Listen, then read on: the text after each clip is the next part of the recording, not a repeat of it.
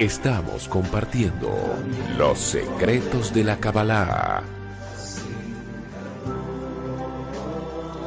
Muy buenos días, oyentes de Radio Dakota. Desde aquí, desde 104.7, nos conectamos y estamos para llevarles los secretos de la Kabbalah a todos ustedes. Gracias nuevamente por escribirnos, por escucharnos, por mandarnos mensajes. Sus consultas son siempre bienvenidas. Así que pueden seguir haciéndolo ya les paso a nuestros medios de comunicación, info@kaplicada.com. Allí nos pueden escribir como lo vienen haciendo, así seguimos encontrándonos con sus consultas y desarrollamos los temas puntualmente y también intentamos responderles las consultas que nos hacen. Tengo también para comentarles que pueden ingresar a www.kabbalahaplicada.com y desde allí bajar nuestros programas radiales, escuchar los cursos que hemos desarrollado en el transcurso de este tiempo, y ustedes desde allí también pueden encontrar información y volver a escribirnos para hacer consultas. Hoy está con nosotros Raquel para los llamados que puedan hacer, así que pueden llamarnos por teléfono al 48660900 y hablar con Raquel, dejar mensajes o, si es posible tal vez, ¿por qué no?, salir al aire. 48660900. Pero no puedo dejar de decir muy buenos días, Javier. Muy buenos días. Muy buenos días. ¿Qué programa hoy, eh? Hoy tenemos un programa, siempre decimos que tenemos un programa especial y suena... Este es el más especial. Cada vez que escuchen los programas van a escuchar, pero todos son especiales, sí, efectivamente. Hoy tenemos un programa, yo diría, la palabra sería poderoso. Publiqué justamente en uno de mis telefonitos, donde hay muchos contactos allí, uno de los titulares, y puse esclavitud o libertad como un encabezado, Javier, para el programa de hoy. Creo que puede ser uno de los indicios de lo que vamos a ir desarrollando. Vamos a hablar de una de las conexiones poderosas que hay en esta semana, que muchos conocen como una festividad, que es Pesaj, pero vamos a explicar un poco por qué lo decimos entre comillas, esto de festividad, y por qué hablamos de una conexión, de una apertura energética especial, ¿verdad? Tenemos, está flotando ya en el aire, estamos acercándonos este próximo viernes a la noche, y por los siguientes 7 días, la, entre comillas, como dijo Damián, festividad de Pesaj, ¿sí? O la Pascua judía, como se la conoce muchas veces. Y es muy interesante porque suele ser, además del Año Nuevo judío, es sin duda la festividad que, digamos, que tradicionalmente o religiosamente más celebra la gente, incluso cuando no es... cuando hay gente que no observa las costumbres de Pesaj o de Pascua, por lo menos se juntan y hacen una cena, y es algo como que está ahí. Tiene que ver con que está la Pascua tradicional, con que Jueves Santo y Viernes Santo hay una generalidad. Bueno, no siempre caen en la misma fecha, porque específicamente esta conexión de Pascua, de la Pascua judía o Pesaj, es importante entender que tiene que ocurrir en un momento preciso en el tiempo, ¿sí? En el tiempo, en el año. El calendario hebreo se ajusta 2 veces cada 7 años y se le agrega un mes adicional para que siempre esta festividad de Pesaj, la Pascua judía, caiga en el comienzo de la primavera. En el hemisferio norte, ¿sí? En la tierra de Israel. Por otro lado, la verdad es que hay que ponerse a ver que si fuera simplemente para recordar un momento histórico, por decirlo de alguna forma, algo que sea cierto o no, haya ocurrido o no, que hace 3.500 años, 3.400 años, el pueblo de Israel fue esclavo en Egipto y hubo un día en que salieron de la esclavitud, haya ocurrido o no, si fuera solo para recordar un momento histórico, mucha gente dice, bueno, ese es el nacimiento del pueblo judío y por eso de repente es importante. Y en toda la liturgia, en la mayoría de los rezos, entre comillas, que se hacen a diario, siempre se menciona esto de la salida de Egipto y de qué Dios hablamos, del Dios que te sacó de la esclavitud de Egipto. Lo vemos mucho en en todas en los salmos, en las distintas conexiones, en distintos rezos, entre comillas. Y la verdad es que si fuera para recordar algo simplemente histórico, podría ser en cualquier momento del año. O daría lo mismo si este año cayó en primavera o si fue justo una semana antes de la primavera. Y más aún, el calendario se ajusta y la conexión o el día, la noche del primer Seder de Pesaj siempre cae en la luna llena, ¿sí? El día 14 en el ciclo de la luna del mes de Aries. De hecho, también sabemos que históricamente, cuando ocurrió esta historia que leemos en el Antiguo Testamento sobre un pueblo siendo esclavo en Egipto, llega Moisés, hace un despliegue de milagros con las plagas y todo esto que leemos en la Biblia, pareciera que todo esto ocurre en una cuestión de meses. Sin embargo, el proceso de la salida de Egipto entre la primer plaga y la última plaga ocurre en un periodo de 15 años, con lo cual se podría decir de que, bueno, la verdad que en ese proceso podría haber caído en cualquier día en particular que sea, digamos, el último día de salir.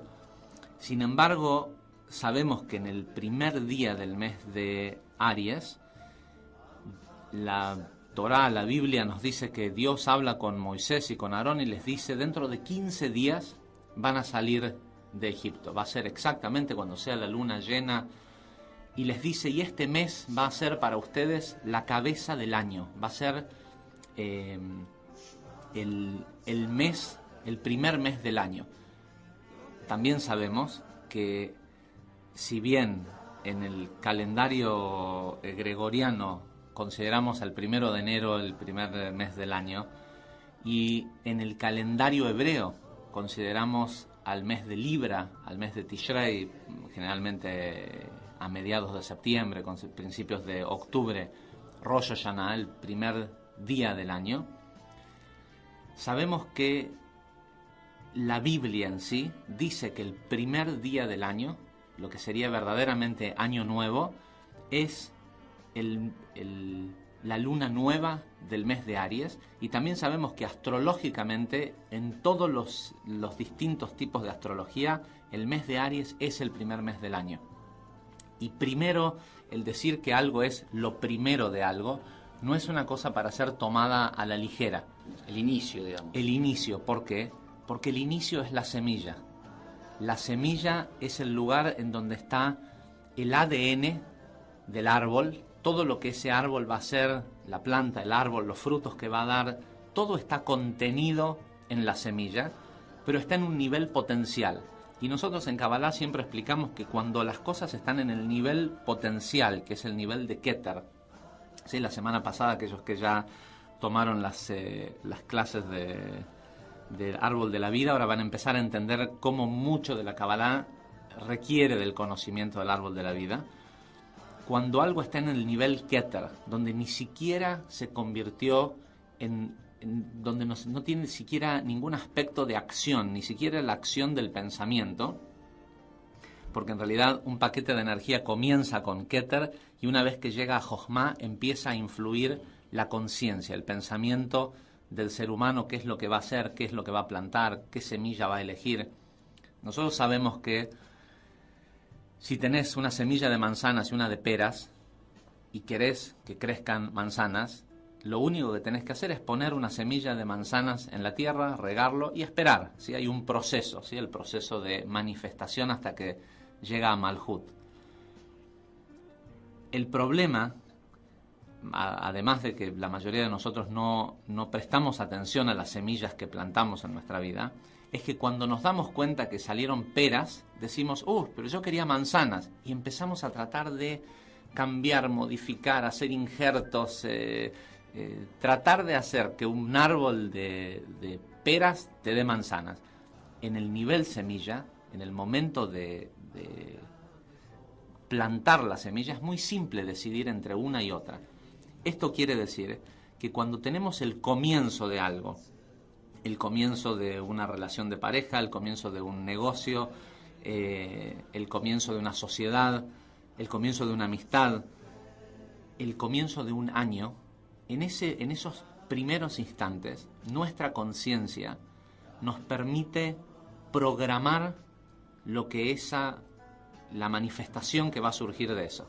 En ese momento es donde uno dice, bueno, ¿qué planto? ¿Naranja, manzana o peras? Y yo te iba a hacer la Más pregunta. tarde se complica. Yo te iba a hacer la pregunta, Javier, pero ya la estás respondiendo. ¿De qué les sirve a nuestros oyentes que están del otro lado conocer y entender esto que se aproxima? Estar sabiendo la energía que hay esta semana o lo que está por manifestarse puntualmente ahora viernes por la tarde o por la noche. Justamente está relacionado con esto que estás diciendo. Entender dónde está nuestra conciencia en este comienzo que va a estar sembrando, plantando esta semilla. Determinando cómo va a ser nuestro año para los próximos 12 meses. ¿Qué pasa? Empieza el mes de Aries, y el mes de Aries es el emprendedor, es el que empieza, pero generalmente aquellos que conocen o viven o tienen que tratar con gente del signo de Aries, saben que la gente de Aries es muy emprendedora, muy de comenzar, muy de empujar, muy de irse de cabeza, pero 2-3 meses más tarde se aburrió y abandona. La idea es que en estos primeros 15 días y puntualmente el día este viernes a la noche, que empieza la festividad, entre comillas, de Pesaj. Nosotros sabemos que festividad es para la gente que es para las religiones, ¿sí? Para la gente que hace las cosas porque Dios manda, porque Dios dijo, o por, peor aún, tradición. Por costumbre, lo decimos con respeto, pero está relacionado a entender esto que tiene que ver con el crecimiento espiritual. Hace mucho tiempo, las personas, nosotros también, hacemos, queriendo sin querer, por decirlo de alguna manera, muchas cosas por costumbre, en un automático que ya no nos cuestionamos ni siquiera por qué festejamos nuestro cumpleaños. Parece que viene la fecha y uno tiene que hacer la fiesta. Tiene que hacer la fiesta, llama a la gente viene, come, soplas una vela, la gente se va. Y finalmente decís, bueno, hice mi cumpleaños, pero realmente no tomás conciencia de el por qué, cuál es la verdadera razón por la cual este día estás haciendo X cosa. Bueno, es interesante, el cumpleaños es el momento semilla de tu nuevo año. Uno de los años nuevos que hay en la vida de una persona que le permite reprogramar cómo va a ser su vida en general es el cumpleaños, porque es un momento en donde hay una renovación de energía y la persona tiene que plasmar en ese día qué es lo que va a hacer con esa energía. Y es muy interesante cómo el oponente se ha encargado de manipular esta creación, por lo menos por los últimos 2000 años, que se ha creado la costumbre de que en el cumpleaños es un día en el que uno debe recibir regalos, recibir bendiciones, buenos augurios, como todo te lo agasajan, que te agasajan, ¿sí? a vos. Uno está en el día de su cumpleaños esperando recibir. Y nosotros sabemos que la forma de afectar y de programar algo es creando similitud con el creador, ¿sí? Cuanto más me parezco al creador, más posibilidad tengo de conectar con su energía, que es lo que trae aparejado como consecuencia la casa, el trabajo, la pareja, todo eso que estamos buscando. ¿Por qué? Porque en el creador no hay aspecto de recibir. Cuando yo, en el único día que tengo para programar mi vida, mi año a nivel personal, que es el día de mi cumpleaños, estoy enfocado en qué me van a dar, en qué voy a recibir, estoy parametralmente opuesto a la esencia del creador.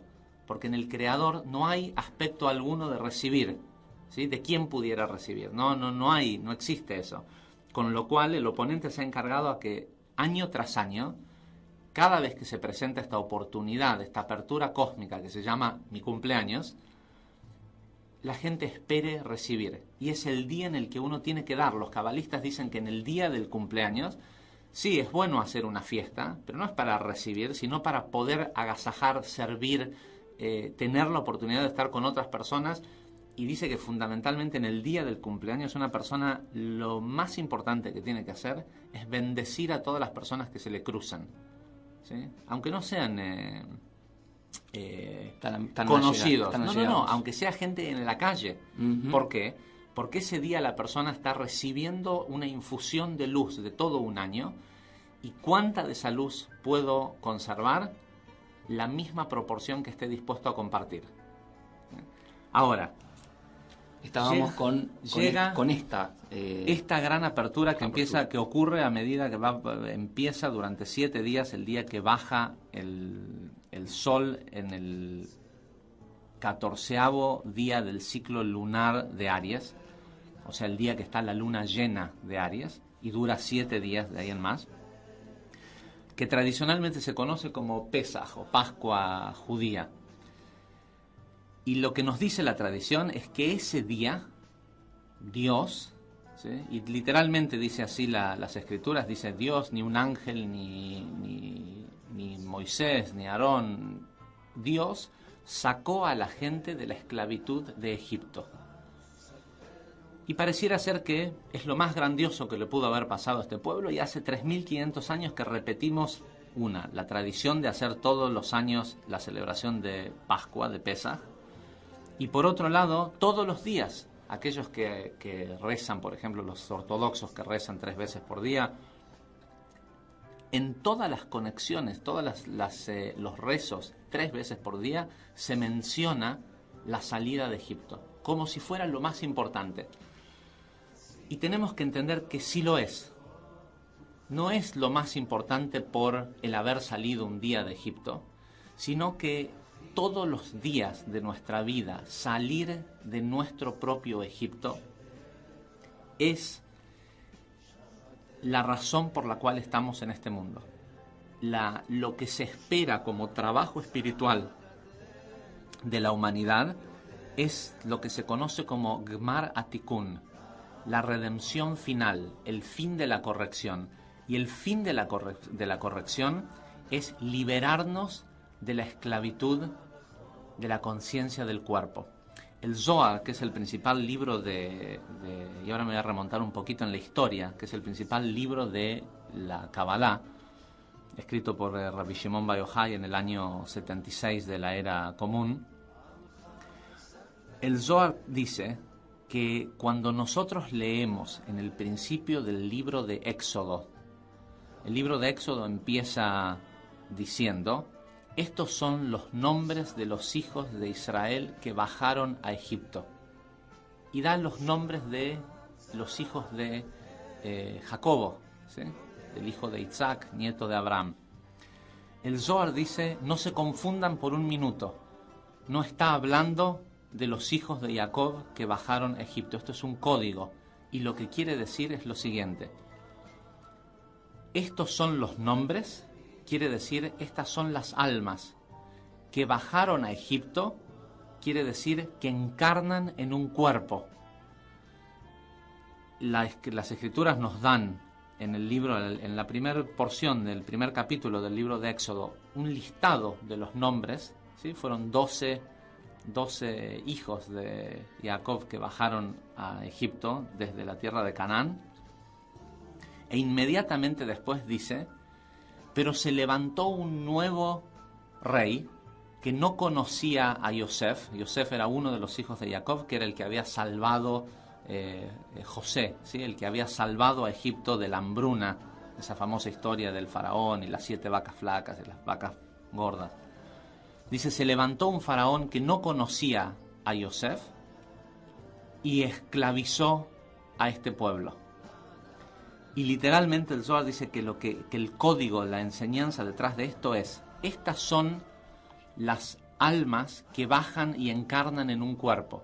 Y en el momento que el alma encarna en un nuevo cuerpo, un bebé, ¿sí?, se levanta un nuevo rey que no conoce a Yosef. Yosef, para aquellos que ya tomaron la clase o las dos... escucharon los 2 programas de radio anteriores que fueron sobre el árbol de la vida, Yosef corresponde a la sefirá de Yesod. Yesod es el lugar en donde Zeirampin, las sefirot de en medio, se unen con Malhut, con el reinado, con nuestro nivel, y la luz, lo metafísico, se convierte en físico. ¿Qué quiere decir? Se levantó un nuevo rey que no conocía a Yosef. Se levantó la conciencia del cuerpo, tomó poder sobre el alma Y esa conciencia no conoce a Yosef, no reconoce naturalmente que todo lo que tenemos o podemos llegar a tener proviene de la luz. Dice, no. ¿Cómo que cualquiera que tiene hijos, sobrinos, chicos, conoce esto? La conciencia del ser humano cuando nace es, no te pedí nacer, así que dame todo lo que quiero. ¿Qué chico dice, no, bueno, voy a esperar o hacer algo para que la luz, para que Dios me provea? No. Todo lo que tengo proviene de otra persona. De la única forma que yo puedo tener algo es quitándoselo a alguien o logrando hacer algún tipo de trueque, algún tipo de intercambio para que otra persona me dé. E inmediatamente la persona se convierte en un esclavo de la expectativa de que aquello que necesita en su vida proviene de otras personas y no de Zeirampin, no de la luz. En el siguiente bloque vamos a hablar de específicamente cómo funciona esta esclavitud y la importancia que tiene liberarnos de esto, porque literalmente el Zohar nos explica que toda persona que está envejeciendo, muriendo en algún proceso de decadencia es simplemente porque es un esclavo. Y allí, si estás escuchando este programa que te anticipamos que era poderoso, nada más y nada menos intentando explicarte cómo salir de la esclavitud. Así que quédate allí de otro lado, desde aquí, desde Radio Dakota 104.7, llevándote los secretos de la Kabbalah. Llamanos por teléfono al 48660900, que está Raquel atenta para tus llamados. Ahí ya hay consultas que nos están haciendo, pero en algún momento dado, a lo mejor algún llamado podemos también escucharlo aquí al aire. Nos encontramos en unos minutos, ya volvemos, gracias. Volvemos ya nuevamente al programa de hoy, llevándole los secretos de la Kabbalah, hoy en este programa tan poderoso como lo hemos llamado, porque nos sentimos así hoy, esta semana. Esta energía está llevándonos realmente a una nueva conciencia y a entender muchas cosas que venimos estudiando en Kabbalah. Javier, una de las consultas antes de continuar, o tal vez continuando para que puedas retomar, es, nos preguntan, ¿pero qué es la palabra Pesaj? ¿Tiene algún significado? ¿Nos sirve para algo saber si tiene o no alguna traducción? A ver, literalmente tiene varios significados.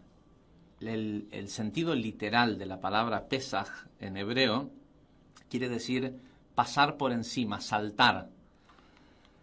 Y es alusivo a que la noche de la muerte del primogénito, de que fue la última plaga de Egipto, aquellos que habían marcado los dinteles de su puerta, ¿sí? En la película se ve con sangre, pero... Sí, literalmente fue con un hisopo y con la sangre del sacrificio pascual. Esa energía de la muerte del primogénito pasó por encima de esas casas y no las afectó. Aquellos que hicieron la acción de decir, bueno, yo estoy en esta conciencia, esas casas fueron saltadas. Sin embargo, el Zohar nos dice que la razón por la cual esta festividad, entre comillas, se llama Pesaj, y sigo diciendo entre comillas, porque no es una festividad, es una apertura cósmica donde nosotros sabemos que el tiempo es como una especie de espiral. Cuando ocurren ciertos eventos o cuando hay ciertas conjunciones astrales en donde hay grandes paquetes de energía, en especial como esta, por ejemplo, la noche de la luna llena de Aries, se revelan luces que no están disponibles el resto del año. Hay ciertos paquetes de energía, ciertas luces que están expuestas y ahí para ir simplemente a tomarlas, que no se revelan en otros momentos del año. Cuando ocurren estos episodios, como la salida de Egipto, de este pueblo, deja impregnado en ese día, en ese momento, en el tiempo, la posibilidad de conectar con lo mismo que ocurrió ese día. Y lo que ocurrió en ese día fue la capacidad de salir de la esclavitud de Egipto, a pesar de que la gente no estaba en el nivel adecuado para salir de la esclavitud. De hecho, estaban en un nivel espiritual sumamente bajo, no habían hecho un trabajo para salir de esa esclavitud. Y por eso es que para aquellos que saben lo que estoy diciendo, lo que voy a decir ahora, no da tampoco, es largo para explicarlo, pero por eso es que después viene la cuenta del Omer, 49 días para ganarse esa energía. Sin embargo, a pesar de que ellos no estaban en el nivel espiritual para liberarse a sí mismos, esa luz que apareció ese día los liberó, con lo cual los hizo saltar un montón de casilleros. Si esto fuera un juego, ¿sí? Con que tirás los dados y de golpe te salen los 2 6 y saltás 12 casilleros, es más o menos lo mismo. El proceso de liberación de la conciencia o la esclavitud que tenemos a nuestro cuerpo, a la inclinación al mal, al deseo de recibir para nosotros mismos, es un trabajo que es casillero por casillero. Cuando llega Pesaj, una de las primeras cosas que leemos en la Agadá, es uno de los libros que se leen en la noche de Pesaj, el viernes a la noche, dice: el que tenga hambre, que venga y coma. Y literalmente nos explica el Zohar, es todo un juego de palabras con las palabras en hebreo y los valores numéricos que tienen, pero nos dice que lo que está queriendo decir es: aquel que quiera libertad, aunque no se lo haya ganado, que se siente y que coma de esta energía que está disponible ese día. Lo importante es saber, primero que nada, es saber que toda persona que tenga deseo de ser libre, lo único que se requiere es el deseo. En ese día no hace falta ni la voluntad, ni el saber cómo hacerlo, hace falta el deseo, porque la gente que quería salir de Egipto no estaba en el nivel espiritual para salir, pero dijeron: bueno, ¿sabes qué? Si a mí me dicen que si marcando la puerta soy de los que sale, yo voy y lo hago. Y después fue, según nos cuenta la Biblia, Dios mismo quien los sacó de Egipto. Nosotros tenemos la posibilidad, a partir de este viernes a la noche, por una semana, de conectar con la energía de salir de nuestro propio Egipto. Pero primero hay que reconocer que somos esclavos, ¿sí? Y lo que queremos ver, lo práctico, es entender a qué somos esclavos y entender también cuál es el beneficio de ser libres. El hacer del día viernes es realmente tomar conciencia de dónde estoy, de cómo estoy siendo en mi vida, de esta esclavitud. Creo imaginarme que hay muchas personas que se sienten esclavas, e inclusive lo asocian con dónde están hoy en su cotidianidad, tal vez en su trabajo, en sus relaciones de pareja, en su forma de vida, en su economía, se sienten esclavas. Bueno, lo que sea que mantiene a una persona esclava, esa persona puede ser liberada de esa esclavitud, un vicio, las drogas, las malas relaciones de pareja, un exceso jefe, de comidas sí, un jefe opresor, lo que sea que mantiene a la persona esclava, la persona puede ser liberada, pero es necesario entender, primero que nada, que no somos esclavos de esa persona, no somos esclavos de, en realidad, ni del cigarrillo, ni la droga, ni la torta de chocolate. Hay un paso anterior, hay que realmente entender por qué somos esclavos y de qué somos esclavos. Pero para entender qué es la esclavitud, primero tenemos que entender qué es la libertad, ¿sí? El Zohar, el principal libro de la Kabbalah, nos cuenta que, primero que nada, Rabbi Shimon hace la pregunta y Rav Ashlag, que es, digamos, la línea de Kabbalah que nosotros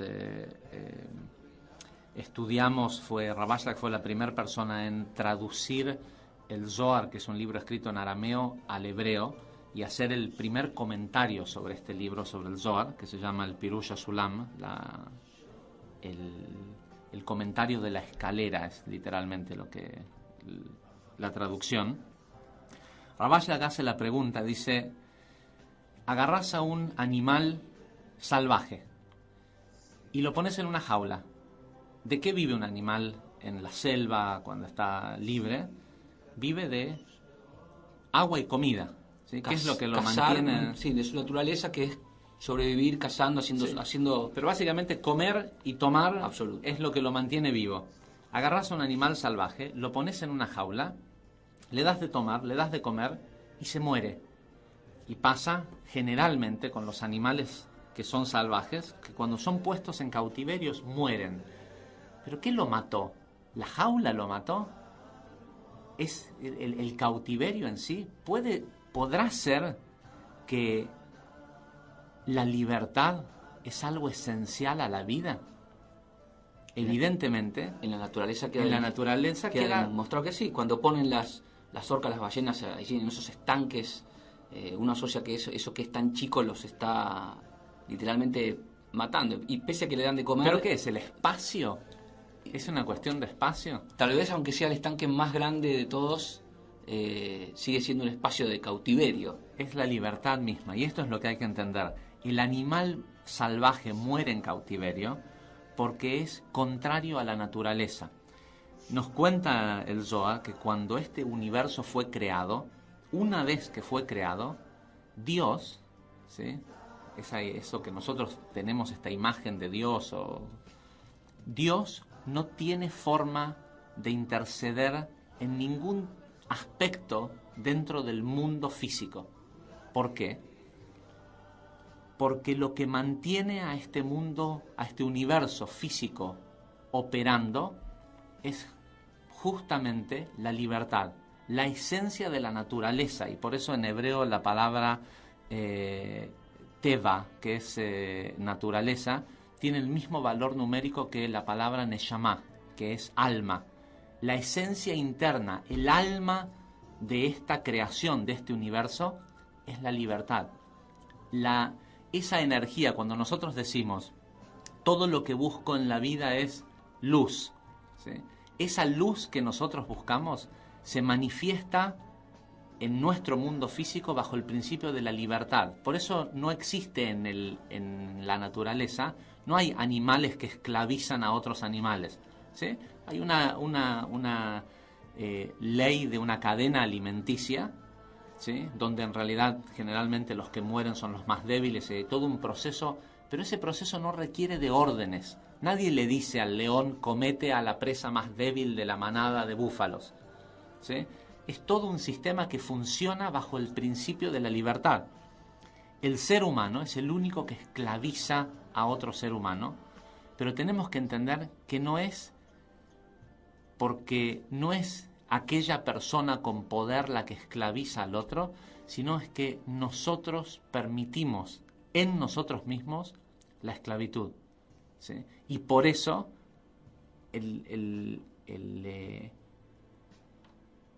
por eso no podemos hacer uso de una pequeña diferencia que hay entre la creación del ser humano y de los animales, que es la inmortalidad. En el principio, y mucha gente dice de que bueno, debe ser una fábula, así es como las locuras de la Biblia del Antiguo Testamento, escuchamos sobre personas que vivían 900 años, 800 años, ¿sí? 970 años Adán, Matusalem, ¿sí? Esto que es más viejo que Matusalem. La gente vivía cientos y cientos de años. ¿Por qué? Porque eran libres, ¿sí? La diferencia entre la creación del reino animal y la adición del libre albedrío de adherirse al creador, que es lo que tiene el ser humano, le da la capacidad de esa cosa que se escucha como una fábula, la inmortalidad. ¿Por qué? Porque cuando la persona está adherida a su raíz, a la creación, al creador, está adherido a lo que se llama Ein Sof, al infinito. Y en el infinito hay infinito de todo, hay infinita satisfacción, infinita vida. El único que accede o que podría acceder a la inmortalidad es el ser humano, o también los animales, siendo libres, ya pueden acceder a esta inmortalidad de la cual... No, el animal no tiene esta capacidad. El animal lo que tiene es un trabajo específico de mantener un cierto equilibrio. De hecho, sé que va a sonar raro, pero la Kabbalah dice de que la razón por la cual hay animales en la tierra, ¿sí? Uno lo ve muchas veces cuando uno tiene un perro que quiere en su casa, es porque para que para que exista un equilibrio entre las fuerzas del mal y el bien, hace falta que haya muchos animales para contrarrestar toda nuestra maldad. ¿Sí? El animal no tiene maldad, el animal no va y mata por saña, mata para comer. ¿Sí? Y el hecho de que hayan tantos animales en la Tierra y lo preocupante que es cuando se extingue algún animal o cuando ponemos en riesgo el medio ambiente donde ellos viven, es que nosotros necesitamos el balance energético que ellos crean en el mundo. Pero bueno, más allá de eso, vamos a nuestro tema, que es la esclavitud. Nos quedan pocos minutos y es importante entender. Nuestro problema de qué somos esclavos. ¿Sí? Somos esclavos de la dependencia en los demás. ¿Sí?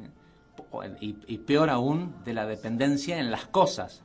¿Por qué fumo otro cigarrillo? ¿Por qué como otra porción de torta? ¿Por qué continúo en esta relación abusiva en donde, no sé, un esposo proveedor golpea a su mujer y a sus hijos y sin embargo, y es literalmente la peor de las esclavitudes, pero no es difícil romper esas cadenas? ¿Es porque no veo opciones alternativas mejores a eso que estoy absorbiendo ahora? ¿O es porque estoy conectado, pese a que eso parece malo, me sigue absorbiendo como una necesidad?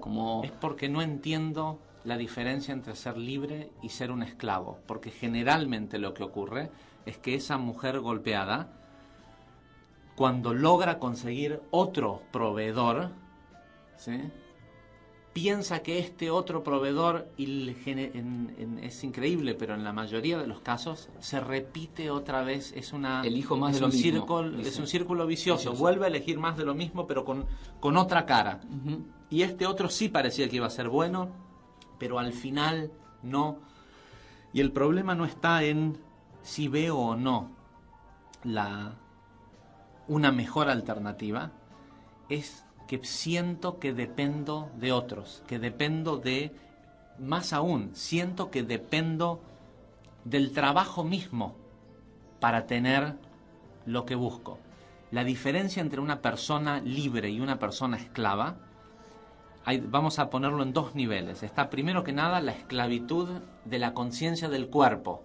¿Sí? La esclavitud de la conciencia del cuerpo es el cigarrillo, la comida, el sexo, todo lo que siento que si no hago esas cosas, aunque sepa que me hacen mal, si no lo hago no siento satisfacción. Entonces, ¿por qué como otra porción de torta aunque estoy a dieta?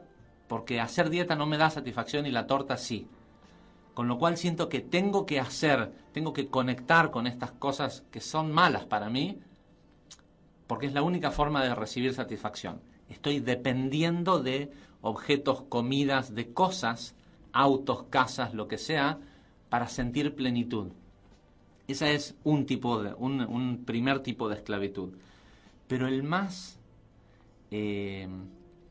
sutil, la esclavitud más sutil, la más grave, es no entender que la abundancia de lo que yo busco proviene de la luz, proviene de la libertad misma. No sé si es claro, no sé si se entiende tan fácil. Tal vez no, porque no hay tanta conciencia, tanto conocimiento de que existe tal luz, tal libertad, de la manera que las personas experimentan, como vos comentabas al principio, desde chicas, depender de que el otro te esté proveyendo para poder ser lo que en algún momento dado... Y en esa formación, en ese crecimiento, en ese periodo, en un momento dado empezás a despertar, a darte cuenta que ya dependés de vos mismo, que no te proveen como antes, de que te dejan a tu elección algunas cosas, pero no terminás de estar conectado con realmente, inclusive porque aquel que te ha enseñado tal vez nunca experimentó realmente la libertad. Claro, porque también viene de un mismo lugar. De eso se trata, y ahora es importante a lo mejor rever todo este curso que dimos, estas 8 clases que están colgadas en nuestra página web. Fueron 8 clases de introducción a los secretos de la Kabbalah, donde hablamos sobre este concepto de lo que buscamos realmente es la luz. ¿Cómo se consigue la luz? Restricción. ¿Por qué restricción?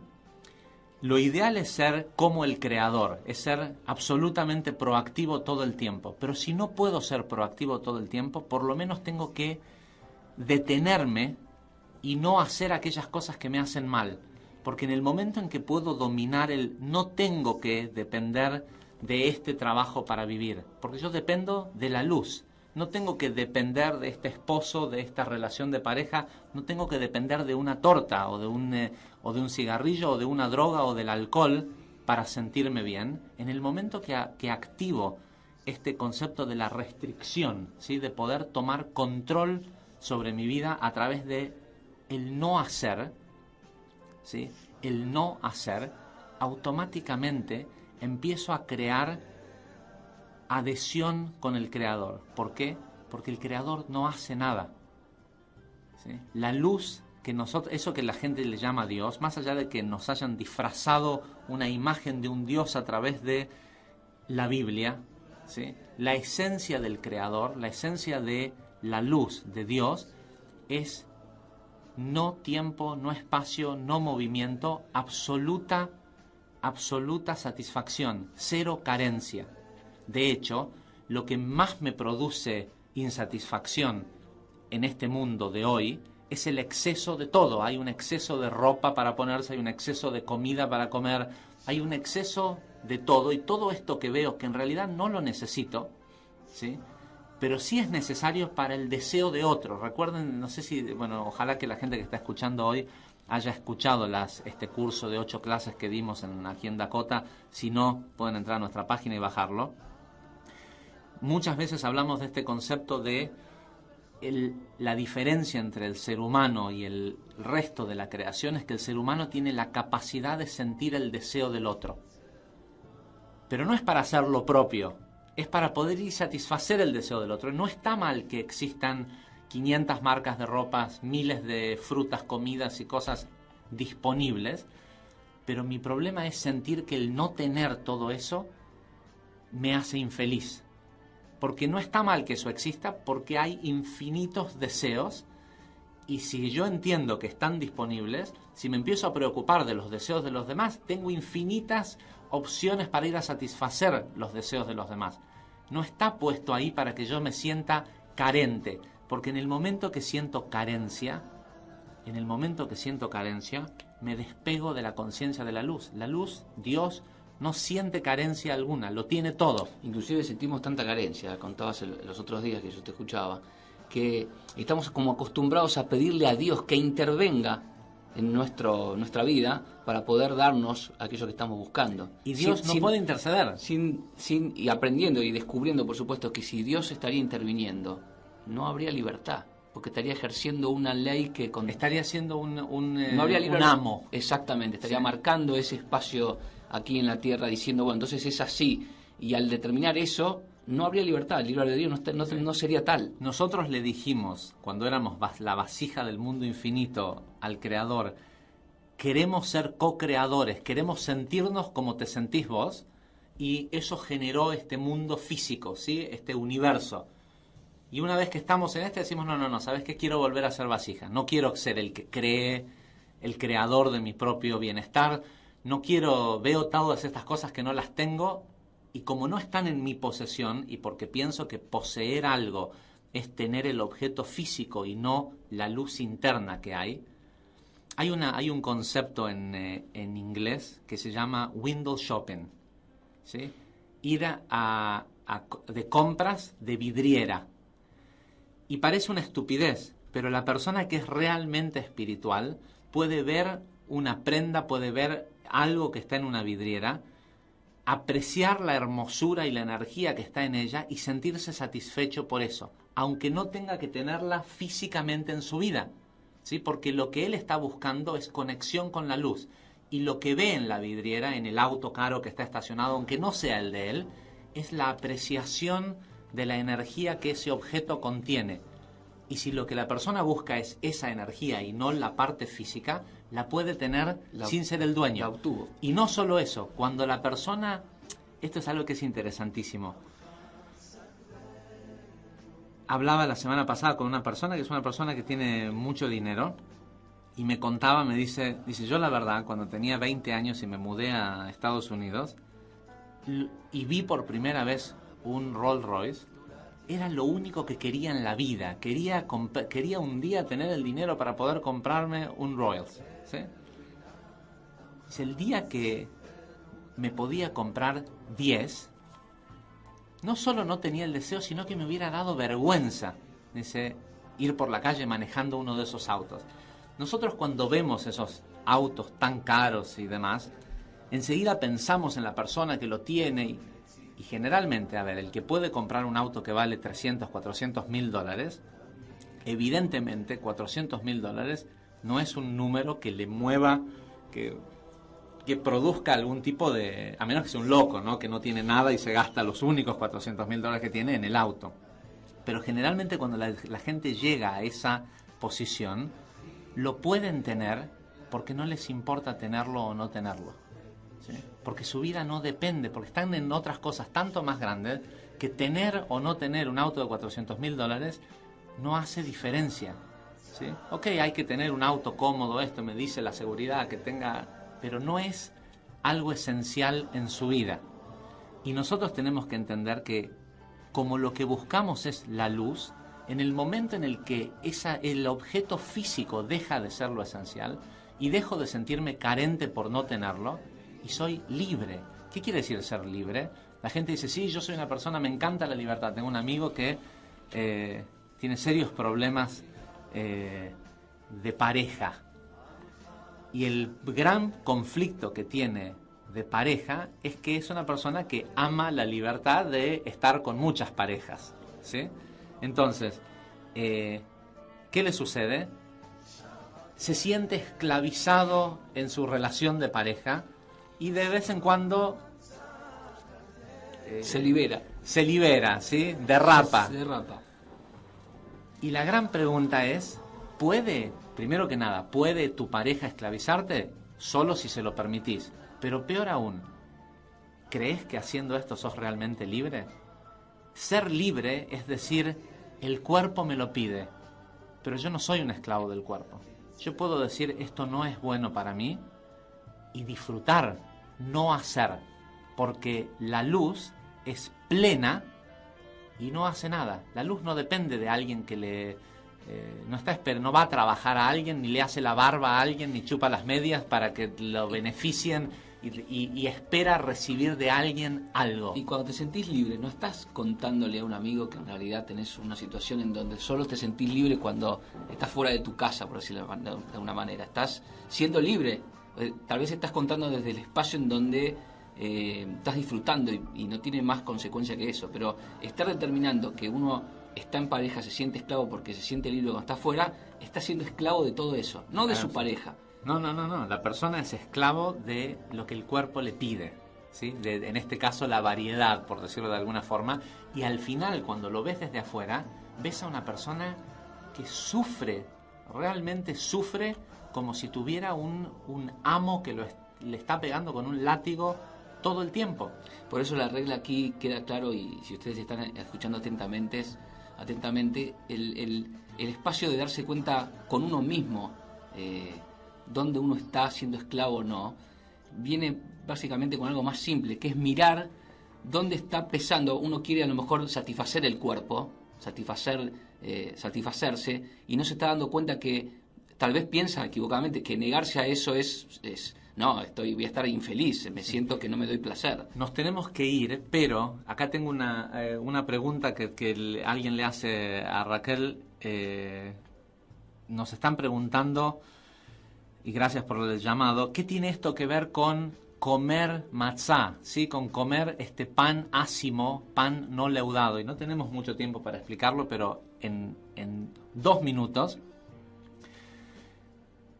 La diferencia, el Zohar explica que el pan leudado, la fermentación del trigo, que es un alimento sumamente poderoso en cuanto a energía espiritual, el trigo cuando fermenta, cuando un pan leuda, absorbe el agua, absorbe aire y se infla. Y esto tiene que ver, está conectado al está conectado a nuestro ego, ¿sí? Nuestro gran esclavizador es cuando se infla el ego, la conciencia del cuerpo, y por eso es que durante los 7 días de Pesaj quitamos de nuestras viviendas y de nuestras pertenencias aquellas cosas que son pan o harinas leudadas y comemos este pan ácimo, matzá. Hay una infinidad de secretos en el nombre matzá y lo que hace, pero los cabalistas dicen que comer matzá en esos 7 días es como tomar una medicina, ¿sí? Es un antibiótico contra nuestro ego, que es nuestro principal amo y señor. Estamos ya finalizando nuestro programa del día de hoy. Nos está leteando Diego porque tenemos que ya despedirnos, así que un saludo grande a todos nuestros oyentes. Un saludo grande aquí a Raquel, que estuvo atendiendo los teléfonos. Javier, nos vamos a estar reencontrando el próximo miércoles. Gracias a todos. Hasta luego. Dakota, la primera y única radio dedicada íntegramente a las terapias alternativas y holísticas.